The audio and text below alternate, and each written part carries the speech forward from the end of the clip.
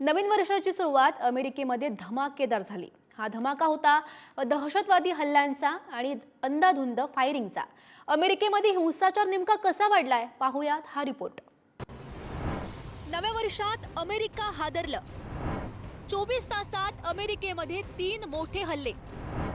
2025 ची सुरुवात धक्कादायक घटनांनी।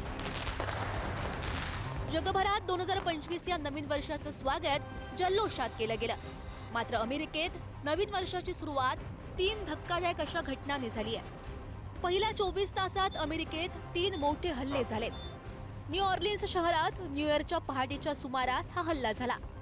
नवीन वर्षाच्या सेलिब्रेशनसाठी नागरिक या ठिकाणी जमलेले होते। यावेळी ट्रकनं या नागरिकांना चिरडलं। तसंच रस्त्यांवरील नागरिकांवर अंधाधुंद फायरिंग सुद्धा करण्यात आली। अशीच आणखी एक गोळीबाराची घटना अमेरिकेमध्ये घडली। नवीन वर्षाच्या स्वागतासाठी अनेक जण जमलेले होते। त्या दरम्यान एका माथेफिरूकडून नाईट क्लब मध्ये गोळीबार करण्यात आला। अमेरिकेच्या न्यूयॉर्क क्वीन्स भागात ही घटना घडली। तिसऱ्या घटनेनं देखील अमेरिका चांगलंच हादरलाय।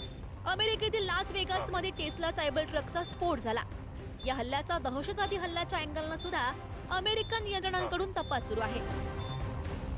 अमेरिकेसारख्या महाशक्तीसमोर सुद्धा येणाऱ्या काळामध्ये सुरक्षिततेशी संबंधित आव्हानं निर्माण होऊ शकतात।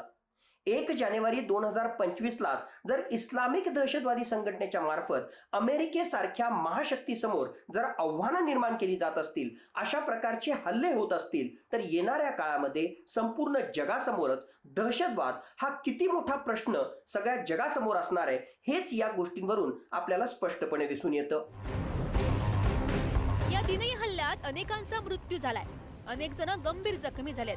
येत्या 20 जानेवारीला डोनाल्ड ट्रम्प पुन्हा एकदा अमेरिकेचे राष्ट्राध्यक्ष म्हणून शपथ घेणार आहेत।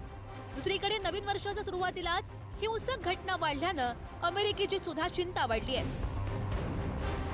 गौरी सारंगसह ब्युरो रिपोर्ट, पुढारी न्यूज।